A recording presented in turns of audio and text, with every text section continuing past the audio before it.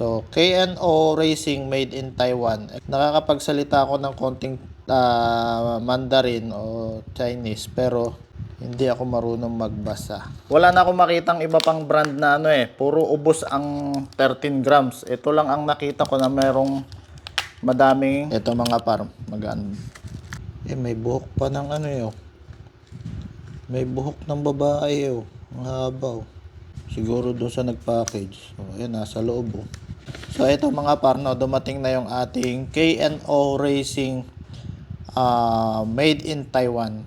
So, kapag ka sinabing made in Taiwan, medyo mas okay siya kaysa doon sa China. Tapos, nagkakaubusan. Kahit anong flyball ang hinanap ko, nagkakaubusan. So, ng 13 grams para sa mga Honda Click. Kasi nga, ito yung in demand sa mga Honda Click 13 grams. Yan yung ina-advise na gamitin para sa ating mga Honda Click. KNO Racing. So kahit ano namang bola makukunat na yan kasi hindi naman yan masyadong maganda naman yung lagayan niya.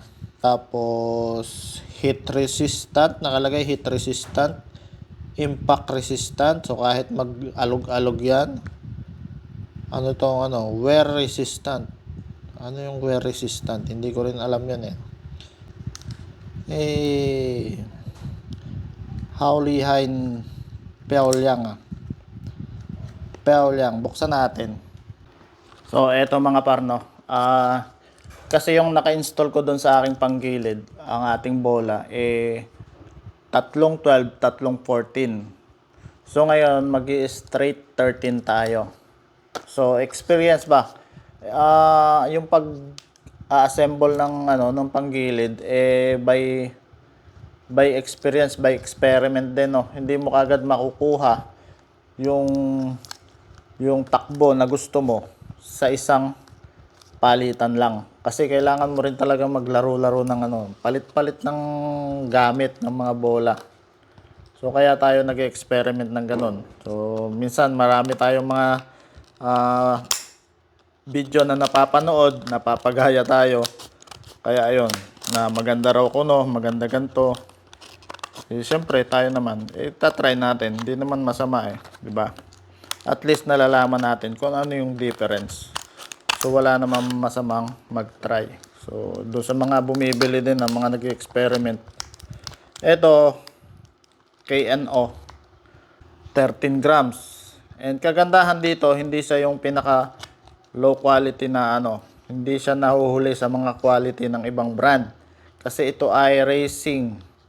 KNO Racing made in Taiwan. Kaya hindi rin ako nangangamba na kahit na nung narinig ko na made in Taiwan kasi galing din ako sa Taiwan Alam ko yung quality ng produkto nila. So, mas ipambabaragan ko to kaysa dun sa made in China.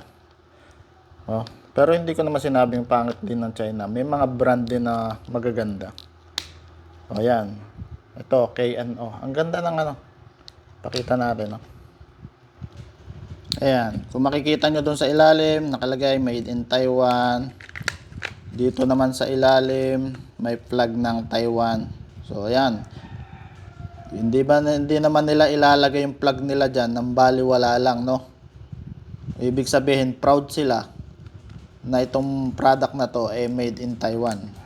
Yan, At saka isa ang Taiwan sa maraming motor. Puro motorsiklo doon sa Taiwan. 12 years ako nagtrabaho sa Taiwan kaya alam ko yan. Ayan. KNO. 13 grams. Ayan, may nakalagay 13 grams. So, yun lang. Sa mga gustong bumili at naubusan kayo ng 13 grams sa mga ibang yellow basket, dito na.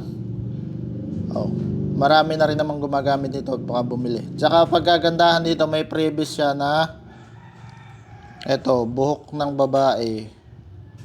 Previous. Ayan, Ang haba. Kanino kaya to? Ayan nakasama sa tape. Ayan lang. KNO made in Taiwan, 13 grams. Ito yung fly ball natin na gagamitin. Straight 13 tayo, magta-try ulit tayo sa straight 13.